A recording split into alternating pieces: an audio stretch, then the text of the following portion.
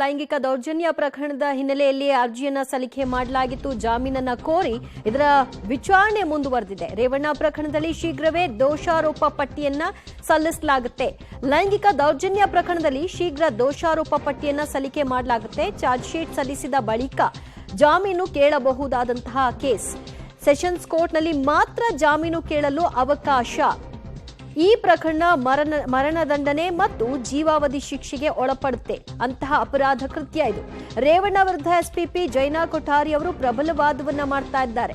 ರೇವಣ್ಣ ಅವರಿಗೆ ಯಾವ ಕಾರಣಕ್ಕೆ ಜಾಮೀನನ್ನ ಕೊಡಬಾರದು ಅನ್ನೋ ಪಾಯಿಂಟ್ಗಳನ್ನ ಇಲ್ಲಿ ಹಾಕಲಾಗ್ತಾ ಇದೆ. ಲೈಂಗಿಕ ದೌರ್ಜನ್ಯ ಪ್ರಕರಣದಲ್ಲಿ ಶೀಘ್ರ ದೋಷಾರೋಪ ಪಟ್ಟಿಯನ್ನ ಸಲ್ಲಿಕೆ ಮಾಡ್ತೀವಿ. ವಿಚಾರಣೆ ನಡೀತಾ ಇದೆ, ತನಿಖೆಗಳಾಗ್ತಾ ಇದೆ, ಸಾಕ್ಷ್ಯಗಳನ್ನ ಕಲೆ ಹಾಕ್ತಾ ಇದ್ದೀವಿ, ಸಂತ್ರಸ್ತೆಯ ಹೇಳಿಕೆಯನ್ನ ದಾಖಲು ಮಾಡ್ಕೊಳ್ತಾ ಇದ್ದೀವಿ. ಇದೆಲ್ಲ ಪೂರ್ಣ ಆಗಿ ದೋಷಾರೋಪ ಪಟ್ಟಿ ಸಲ್ಲಿಕೆ ಮಾಡಿದ ನಂತರದಲ್ಲಿ ಅವರು ಜಾಮೀನನ್ನ ಕೋರಬಹುದು. ಆಗ ಜಾಮೀನನ್ನ ಕೊಡಬೇಕಾ ಬೇಡವಾ ಅನ್ನೋದನ್ನ ಸೆಷನ್ಸ್ ಕೋರ್ಟ್ನಲ್ಲಿ ವಿಚಾರಣೆಗೆ ಬರಲಿ. ಜಾಮೀನನ್ನ ಕೋರ್ಲಿಕ್ಕೆ ಸೆಷನ್ಸ್ ಕೋರ್ಟ್ನಲ್ಲಿ ಇದರ ವಿಚಾರಣೆಯನ್ನ ಎತ್ಕೊಳ್ಬೇಕೇ ವಿನಃ ಇಲ್ಲಲ್ಲ. ಲೈಂಗಿಕ ದೌರ್ಜನ್ಯ ಪ್ರಕರಣದಲ್ಲಿ ಶೀಘ್ರವೇ ದೋಷಾರೋಪ ಪಟ್ಟಿಯನ್ನು ಸಲ್ಲಿಕೆ ಮಾಡ್ತೀವಿ ಅಂತ ಕೋರ್ಟ್ ಗಮನಕ್ಕೆ ತರ್ತಾ ಇದ್ದಾರೆ ಜೈನಾ ಕೊಠಾರಿ. ಈ ಬಗ್ಗೆ ಮತ್ತಷ್ಟು ಮಾಹಿತಿ ಕೊಡ್ತಾರೆ ನಮ್ಮ ಪ್ರತಿನಿಧಿ ಮೂರ್ತಿ. ಈ ಪ್ರಕರಣ ಇದರ ಅಪರಾಧದ ತೀವ್ರತೆ ಎಂಥದ್ದು ಅನ್ನೋದರ ಬಗ್ಗೆ ಮನದಟ್ಟು ಮಾಡ್ತಾ ಜೊತೆಗೆ ಸೆಷನ್ಸ್ ಕೋರ್ಟ್ನಲ್ಲಿ ಈ ಅರ್ಜಿ ವಿಚಾರಣೆಗೆ ಬರಬೇಕು, ಇಲ್ಲಲ್ಲ ಅಂತ ಹೇಳ್ತಾ ಇದ್ದಾರೆ. ಅಂದ್ರೆ ಅಪರಾಧದ ಕೃತ್ಯ ಎಷ್ಟು ದೊಡ್ಡದಿದೆ ಅನ್ನೋದರ ಹಿನ್ನೆಲೆಯಲ್ಲಿ ಇದನ್ನು ಹೇಳ್ತಾ ಇದ್ದಾರಾ ಹೇಗೆ? ಈ ಒಂದು ಪ್ರಕರಣದಲ್ಲಿ ಇದುವರೆಗೂ ಕೂಡ ಎಚ್ ಡಿ ರೇವಣ್ಣ ಅವರ ಮೇಲೆ ಯಾವುದೇ ಪ್ರಕರಣಗಳು ಅಂದ್ರೆ ಅತ್ಯಾಚಾರ ಪ್ರಕರಣ ದಾಖಲಾಗಿರ್ಲಿಲ್ಲ. KR ನಗರದಲ್ಲಿ ದಾಖಲಾಗಿದ್ದಂತಹ ಕಿಡ್ನಾಪ್ ಪ್ರಕರಣದಲ್ಲಿ ಈಗಾಗಲೇ ಜಾಮೀನನ್ನ ಪಡೆದುಕೊಳ್ಳಲಾಗಿತ್ತು. ಅದಕ್ಕೂ ಮೊದಲು ಹೊಳೆನರಸೀಪುರ ಠಾಣೆಯಲ್ಲಿ ಒಂದು ಕೇಸ್ ದಾಖಲಾಗಿತ್ತು.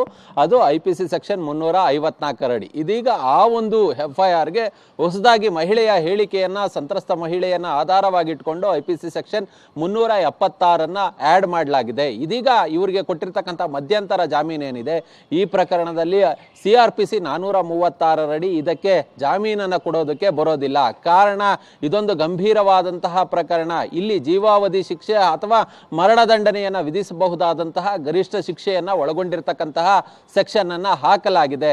ಹೀಗಾಗಿ ಇಲ್ಲಿ ಜಾಮೀನನ್ನ ಕೊಡಬಾರದು. ಈಗ ಸದ್ಯ ಚಾರ್ಜ್ ಶೀಟ್ ಅನ್ನ ಹಾಕೋದಕ್ಕೆ, ದೋಷಾರೋಪಣ ಪಟ್ಟಿಯನ್ನ ಸಲ್ಲಿಸೋದಕ್ಕೆ SIT ಪೊಲೀಸರು ಸಿದ್ಧತೆಗಳನ್ನ ಮಾಡ್ಕೊಳ್ತಿದ್ದಾರೆ. SIT ಮುಂದೆ ಒಬ್ಬೊಬ್ಬರಾಗಿ ಸಂತ್ರಸ್ತ ಮಹಿಳೆಯರು ಬಂದು ತಮ್ಮ ಹೇಳಿಕೆಯನ್ನ ದಾಖಲು ಮಾಡ್ತಿದ್ದಾರೆ.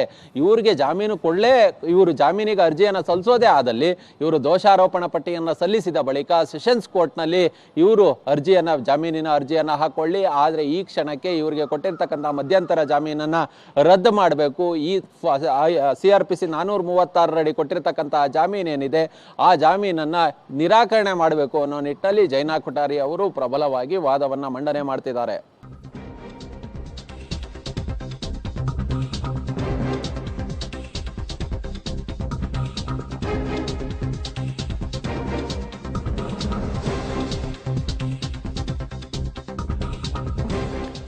ಸಂತ್ರಸ್ತೆ ಮೇಲೆ ತಂದೆ ಮಗನಿಂದ ಲೈಂಗಿಕ ದೌರ್ಜನ್ಯ ನಡೆದಿದೆ.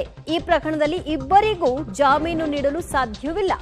ರೇವಣ್ಣ ವಿರುದ್ಧ SPP ಜೈನಾ ಕೊಠಾರಿ ಅವರು ಪ್ರಬಲ ವಾದವನ್ನ ಮಂಡಿಸುವ ಮೂಲಕವಾಗಿ ರೇವಣ್ಣ, ಪ್ರಜ್ವಲ್ ರೇವಣ್ಣ ಇಬ್ಬರ ವಿರುದ್ಧ ಸಂತ್ರಸ್ತೆ ದಾಖಲು ಮಾಡಿರುವಂತಹ ಕೇಸ್ ಇದಾಗಿದೆ. ಇಬ್ಬರಿಂದಲೂ ಕೂಡ ದೌರ್ಜನ್ಯ, ಅನ್ಯಾಯವನ್ನ ಎಸಗಲಾಗಿದೆ. ಈ ಹಿನ್ನೆಲೆಯಲ್ಲಿ ಇಬ್ಬರಿಗೂ ಕೂಡ ರೇವಣ್ಣ ಮತ್ತು ಪ್ರಜ್ವಲ್ ರೇವಣ್ಣ ಇಬ್ಬರಿಗೂ ಕೂಡ ಜಾಮೀನನ್ನ ಕೊಡುವಂತಹದ್ದು ಸೂಕ್ತವಲ್ಲ ಅಂತ ರೇವಣ್ಣ ವಿರುದ್ಧ ವಾದವನ್ನ ಮಂಡನೆ ಮಾಡಲಾಗ್ತಾ ಇದೆ. ಈ ಬಗ್ಗೆ ಮತ್ತಷ್ಟು ಮಾಹಿತಿ ಕೊಡ್ತಾರೆ ನಮ್ಮ ಪ್ರತಿನಿಧಿ ಮೂರ್ತಿ. ಅಂದ್ರೆ ಇದು ರೇವಣ್ಣ ಅವರು ಹಾಕೊಂಡಿರುವಂತಹ ಅರ್ಜಿ, ಈ ಅರ್ಜಿಯ ವಿಚಾರಣೆ ಆಗ್ತಾ ಇದೆ. ಈ ಸಂದರ್ಭದಲ್ಲಿ ಪ್ರಜ್ವಲ್ ರೇವಣ್ಣ ಅವನ್ನು ಕೂಡ ಪ್ರಸ್ತಾಪಿಸಿ ಇಬ್ಬರಿಗೂ ಕೂಡ ಜಾಮೀನು ಕೊಡಬಾರ್ದು ಅಂತ ಹೇಳಲಾಗ್ತಾ ಇದೆ. ಬಟ್ ಇದನ್ನ ಇಂಡಿವಿಜುವಲ್ ಆಗಿ ನೋಡ್ಲಿಕ್ಕೆ ಸಾಧ್ಯ ಅಲ್ವಾ?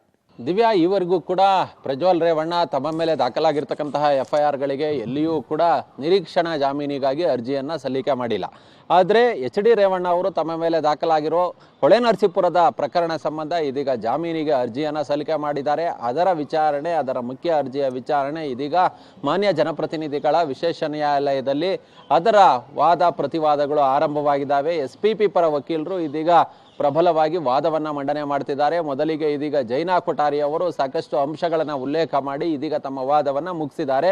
ಮತ್ತೊಬ್ಬರು SPP ಇದೀಗ ಅಶೋಕ್ ನಾಯಕ್ ತಮ್ಮ ವಾದವನ್ನು ಆರಂಭ ಮಾಡಿದ್ದಾರೆ. ಅಂದ್ರೆ ಈ ಪ್ರಕರಣದಲ್ಲಿ ಜಾಮೀನಿಗೆ ಇದು ಊರ್ಜಿತವಲ್ಲ. 376 ಸೆಕ್ಷನ್ ಅನ್ನ IPC 376 ಕಲಂ ಅನ್ನ ಸೇರಿಸಲಾಗಿದೆ. ಇದರಲ್ಲಿ ದೊಡ್ಡ ಮಟ್ಟದ ಶಿಕ್ಷೆ ಇದೆ, ಜೀವಿತಾವಧಿವರೆಗೂ ನೀಡಬಹುದಾದಂತಹ ಶಿಕ್ಷೆ ಇದೆ. ಹೀಗಾಗಿ ಆ ಸಂತ್ರಸ್ತೆಯ ಹೇಳಿಕೆಯನ್ನು ಪರಿಗಣಿಸಿ ಹೊಸ ಸೆಕ್ಷನ್ ಅನ್ನ ಹಾಕಲಾಗಿದೆ. ಅದನ್ನ ನಾವು ಓಪನ್ ಕೋರ್ಟ್ ಅಲ್ಲಿ ಆಕೆಗೆ ಯಾವ ರೀತಿಯಾದಂತಹ ದೌರ್ಜನ್ಯ ನಡೀತು ಅಂತೇಳಿ ಹೇಳೋದಕ್ಕೆ ಸಾಧ್ಯವಾಗ್ತಿಲ್ಲ. ಹೀಗಾಗಿ ಈ ಒಂದು ಜಾಮೀನನ್ನ ನಿರಾಕರಣೆ ಮಾಡಬೇಕು. ಮತ್ತೆ ಚಾರ್ಜ್ ಶೀಟ್ ಹಾಕ್ತ ನಂತರ ಇವರು ಬೇರೆ ಸೆಷನ್ಸ್ ಕೋರ್ಟ್ ನಲ್ಲಿ ಇವರು ಜಾಮೀನಿಗೆ ಅರ್ಜಿಯನ್ನ ಸಲ್ಲಿಕೆ ಮಾಡಿಕೊಳ್ಳಿ ಅನ್ನೋ ನಿಟ್ಟಿನಲ್ಲಿ ಇದೀಗ ಜೈನಾ ಕೊಠಾರಿ ಅವರು ವಾದವನ್ನ ಮಂಡಿಸಿದ್ರು. ಇದೀಗ ಜೈನಾ ಕೊಠಾರಿ ಅವರ ವಾದ ಮುಗಿದ ನಂತರ ಮತ್ತೊಬ್ರು SPP ಅಶೋಕ್ ನಾಯಕ್ ರವರು ತಮ್ಮ ವಾದವನ್ನ ಆರಂಭ ಮಾಡಿದ್ದಾರೆ. ಸೊ ಅಂದ್ರೆ ಸೆಷನ್ಸ್ ಕೋರ್ಟ್ಗೆ ಯಾಕೆ ಕೊಡಬೇಕು ಅನ್ನೋದ್ರ ಬಗ್ಗೆ ಅಶೋಕ್ ಅವರು ಈ ಬಗ್ಗೆ ವಾದ ಇಡ್ತಾ ಇದ್ದಾರಾ ಹೇಗೆ? ಸೆಷನ್ಸ್ ಕೋರ್ಟ್ನಲ್ಲಿ ಯಾಕೆ ಇದರ ವಿಚಾರಣೆ ಆಗಬೇಕು ಅಂತೇಳಿ ಈಗಾಗಲೇ SPP ಪರ ವಕೀಲರು ಗಮನಕ್ಕೆ ತರ್ತಿದ್ದಾರೆ. ಅಂದರೆ ಸಾಮಾನ್ಯವಾಗಿ ಜನಪ್ರತಿನಿಧಿಗಳಾದಂಥವರು ತಮ್ಮ ಮೇಲೆ ದಾಖಲಾದಂತಹ ಪ್ರಕರಣಗಳಿಗೆ ಎಲ್ಲೇ FIR ಆದರೂ ಕೂಡ ಅದು ಸಾಮಾನ್ಯವಾಗಿ ಜನಪ್ರತಿನಿಧಿಗಳ ವಿಶೇಷ ನ್ಯಾಯಾಲಯಕ್ಕೆ ಆ FIR ವರ್ಗಾವಣೆ ಆಗುತ್ತೆ. ಅದರ ಅರ್ಜಿ ವಿಚಾರಣೆ ಇರ್ಬೋದು ಅಥವಾ ಅಲ್ಲಿನ ಬೇಲ್ ಮ್ಯಾಟ್ರ್ ಇರ್ಬೋದು, ಅದ್ರ ಜೊತೆಗೆ ಟ್ರಯಲ್ ಇರ್ಬೋದು, ಇವೆಲ್ಲವೂ ಕೂಡ ಜನಪ್ರತಿನಿಧಿಗಳ ನ್ಯಾಯಾಲಯದಲ್ಲಿ ನಡೆಯುತ್ತೆ. ಆದರೆ ಇಲ್ಲಿ 376 ಲೈಂಗಿಕ ದೌರ್ಜನ್ಯ ಪ್ರಕರಣ ದಾಖಲಾಗಿರೋದ್ರಿಂದ ಸೆಷನ್ಸ್ ಕೋರ್ಟ್ನಲ್ಲಿ ಇದರ ಅರ್ಜಿ ವಿಚಾರಣೆ ಆಗಬೇಕು, ಇವರ ಜಾಮೀನಿನ ಅರ್ಜಿ ವಿಚಾರಣೆ ಎಲ್ಲ ಅಲ್ಲಿ ಹಾಕ್ಕೊಳ್ಬೇಕು ಅನ್ನೋ ವಾದವನ್ನ SPP ಅವರು ಮಂಡಿಸ್ತಿದ್ದಾರೆ. ಸೊ ಈ ಕೇಸ್ನ ಮಧ್ಯದಲ್ಲಿ ವಾದ ಮಾಡೋ ಸಂದರ್ಭದಲ್ಲಿ 436 ಬಗ್ಗೆ ಪ್ರಸ್ತಾಪ ಆಗುತ್ತೆ, ಅದೇನು ಮೂರ್ತಿ? ದಿವ್ಯಾ, ಇಲ್ಲಿ ಅಂದ್ರೆ ಇವ್ರಿಗೇನು ಈ ಪ್ರಕರಣದಲ್ಲಿ ಮಧ್ಯಂತರ ಜಾಮೀನನ್ನ ಕೊಡಲಾಗಿದೆ, ಆ ಜಾಮೀನನ್ನ ಕೊಡೋದಕ್ಕೆ CRPC 436 ಅಡಿ ಜಾಮೀನನ್ನ ಕೊಡೋದಕ್ಕೆ ಬರೋದಿಲ್ಲ ಅನ್ನೋ ನಿಟ್ಟಿನಲ್ಲಿ ಜೈನಾ ಕೊಠಾರಿ ಅವರು ಹೇಳ್ತಿದ್ದಾರೆ. ಅಂದ್ರೆ ಈ ಪ್ರಕರಣಕ್ಕೆ ಅಂದ್ರೆ ಅತ್ಯಾಚಾರ ಪ್ರಕರಣ ದಾಖಲಾಗಿದೆ, ಇಲ್ಲಿ ಸಂತ್ರಸ್ತೆ ನೊಂದಿದ್ದಾಳೆ, ಇದು ಗರಿಷ್ಠ ಪ್ರಮಾಣದ ಶಿಕ್ಷೆಯನ್ನು ವಿಧಿಸಬಹುದಾದಂತಹ ಪ್ರಕರಣ. ಹೀಗಾಗಿ CRPC 436 ಅಡಿ ಇಲ್ಲಿ ಜಾಮೀನನ್ನ ಕೊಡೋದಕ್ಕೆ ಬರೋದಿಲ್ಲ ಅನ್ನೋದು SPP ಅವರ ವಾದ. ಹೀಗಾಗಿ ಆ ವಾದವನ್ನ ಕೋರ್ಟ್ನಲ್ಲಿ ಮಂಡನೆ ಮಾಡುವ ಕೆಲಸವನ್ನ ಮಾಡಿದ್ದಾರೆ. ನಿನ್ನೆ ಮಧ್ಯಂತರ ಜಾಮೀನನ್ನ ನೀಡಲಾಗಿತ್ತು. ಹೀಗಾಗಿ ಇಲ್ಲಿ ಕೊಡೋದಕ್ಕೆ ಬರೋದಿಲ್ಲ.